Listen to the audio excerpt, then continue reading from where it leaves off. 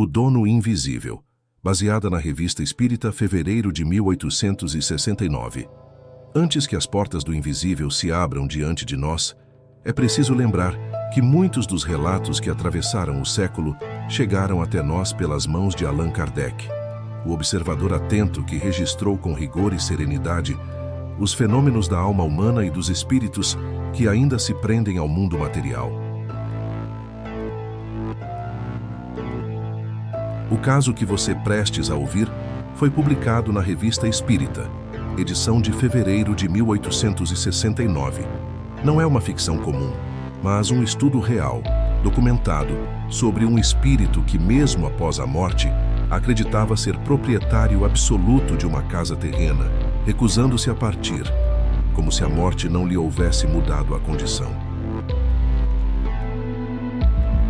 Chamamos esta narrativa de O Dono Invisível, não apenas pela força do fenômeno observado, mas pelo simbolismo profundo que carrega, a ilusão da posse, a cegueira espiritual e o apego que mantém tantos espíritos vagando entre os vivos. Prepare-se. O que segue é um relato autêntico da Sociedade Parisiense de Estudos Espíritas, mas contado com a atmosfera dramática dos eventos que marcaram essa investigação.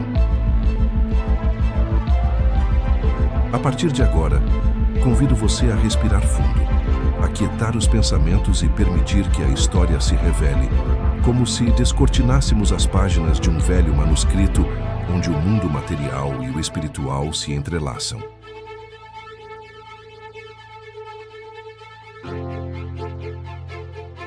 Parte 1. A casa onde o silêncio parecia vivo. A residência era antiga, construída com esmero por mãos que já não pertenciam ao mundo material. Seus novos moradores, ao adentrar pela primeira vez, sentiram um peso estranho, como se o ar lhes observasse.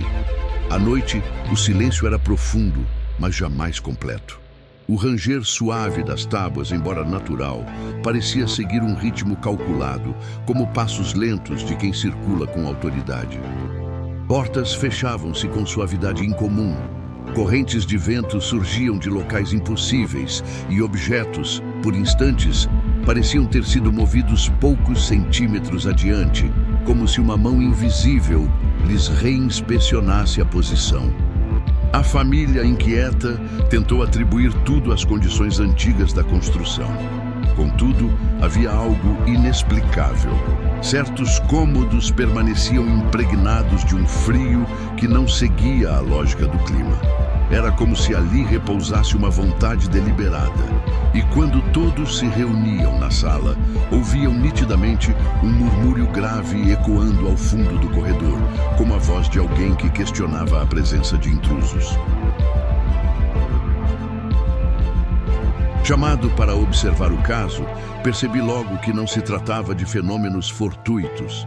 O ambiente carregava a marca clara de um espírito ainda preso às impressões da vida física, convicto de que sua autoridade permanecia intacta.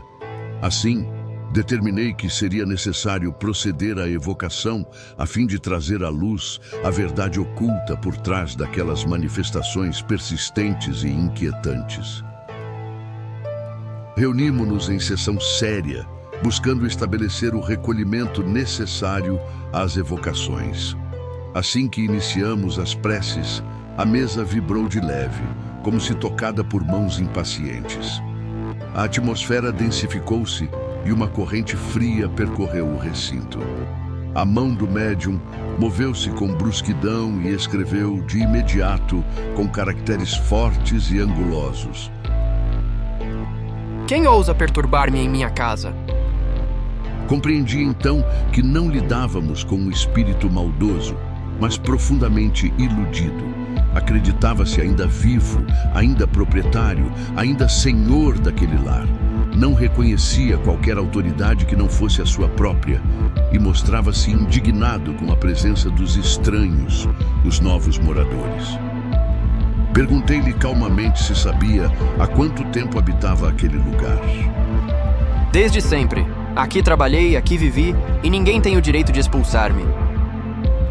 Suas palavras, impregnadas de orgulho, revelavam um espírito preso ao hábito terreno, incapaz de compreender que a morte lhe havia arrancado o título que tanto defendia. Prosseguia então perguntando se recordava o momento de sua partida do mundo material. A mesa tremeu. A escrita tornou-se irregular. Não morri! Como poderiam tomar-me por morto se penso, vejo e escuto? Sua perturbação era profunda e, ainda assim, típica daqueles que atravessam a porta da vida sem dela ter consciência.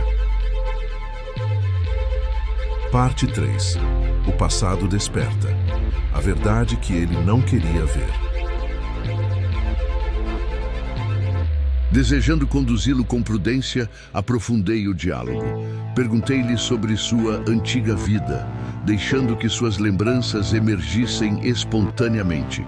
A mão do médium, já menos agressiva, começou a narrar fragmentos de um passado que ele julgava ainda presente. Contou que dedicara anos àquela casa, que ele próprio havia supervisionado cada parede, cada viga, cada pedra. Dizia-se homem trabalhador, exigente, orgulhoso de suas conquistas e, sobretudo, desconfiado. Nada do que possuía lhe parecia seguro se outros pudessem tocá-lo. Quando lhe pedi que descrevesse seu último dia de vida, surgiu um silêncio espesso. A escrita hesitou, falhou, retornou tremendo. Senti um peso, um véu escuro. Meu corpo fraquejou. Depois, despertei aqui, mas tudo estava diferente. Era um instante crucial. Ele começava a entrever a verdade que durante tanto tempo recusara. Como tantos espíritos materializados em suas sensações, acreditara que o sono profundo da morte fora apenas uma breve indisposição. Retornara à casa por impulso, sem perceber que o mundo físico já não lhe correspondia. Assim, permaneceu ali, repetindo seus hábitos, vigiando portas, reorganizando objetos, vagando como sentinela de um território que já não lhe pertencia. Parte 4. O véu se rasga. A revelação que mudou tudo. Era necessário conduzi-lo à realidade sem violência. Expus-lhe com a suavidade possível que a vida verdadeira não se encerra no túmulo.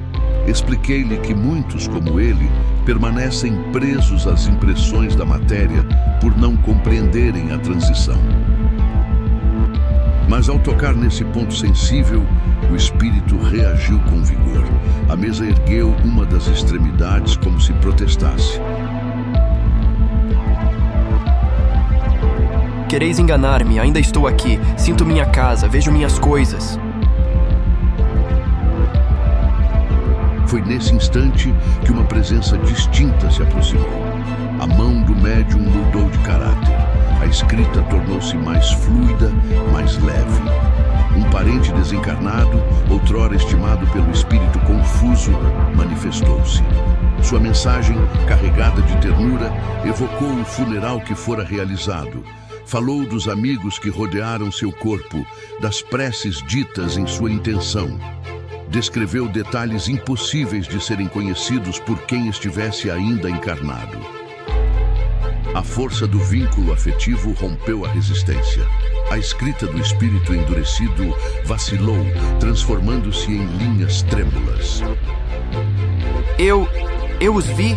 Aquele silêncio, aquelas flores, eram para mim?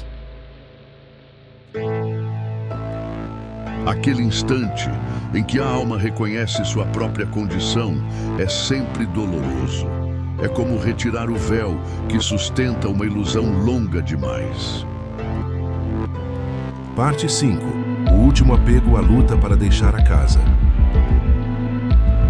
Aproveitando o momento de abertura, intensificamos as preces e a orientação. Expliquei-lhe que a casa, embora cara a seu coração, já não constituía sua morada legítima. Seu apego era o que o mantinha preso, como corrente invisível que o impedia de avançar. Um brilho quase imperceptível começou a preencher o ambiente, como se a atmosfera pesada que o espírito gerava se desfizesse pouco a pouco. E meus objetos? Minha cama, meu quarto? Era a expressão sincera de uma alma que se agarra às últimas tábuas de sua antiga existência. O parente espiritual, com doçura, respondeu-lhe através da escrita mediúnica. Nada do que amaste se perde, apenas se transforma. A casa eterna não se ergue em madeira, mas em progresso. Essas palavras, simples e profundas, abalaram suas últimas defesas. A vibração no ambiente tornou-se mais leve e a mesa, antes pesada e rígida, parecia agora sustentada por mãos suaves. Então não estou sendo expulso? Não, estás sendo convidado a prosseguir. Parte 6. A despedida do guardião sombrio da casa. O espírito, agora lúcido, agradeceu com humildade que antes lhe faltava. Reconheceu sua ignorância, admitiu que não percebera a própria morte e que por tanto tempo confundira apego com direito. Eu guardava a casa e esquecia de guardar minha alma. A presença que antes pesava no ambiente começou a dissipar-se como névoa ao amanhecer. Uma brisa suave percorreu a sala e o parente espiritual aproximou-se para conduzi-lo. Antes de partir, o espírito deixou uma última mensagem, que não mais inquietaria os moradores e que seguiria com desejo sincero de aprender. A casa, desde aquela noite, pareceu respirar novamente. O ar tornou-se leve, as sombras desapareceram e os ruídos que antes ecoavam com inquietação cessaram por completo. Os moradores, antes receosos, passaram a sentir profunda tranquilidade e bem-estar. Assim, se encerra mais um dos numerosos exemplos de espíritos que, presos à ilusão da posse material, permanecem junto aos locais onde viveram. Não são maus, são ignorantes da nova realidade que os envolve. E, uma vez esclarecidos, reencontram a paz que lhes era inacessível, enquanto defendiam, como último reduto, um lar que já não lhes pertencia. Se você gosta desse tipo de conteúdo, investigações do além, casos estudados pela doutrina, relatos surpreendentes e análises que unem razão e espiritualidade, inscreva-se agora, ative o sininho e venha fazer parte desta comunidade de buscadores da verdade. Há muitas outras histórias da Revista Espírita te esperando, e algumas delas são ainda mais enigmáticas. Não perca!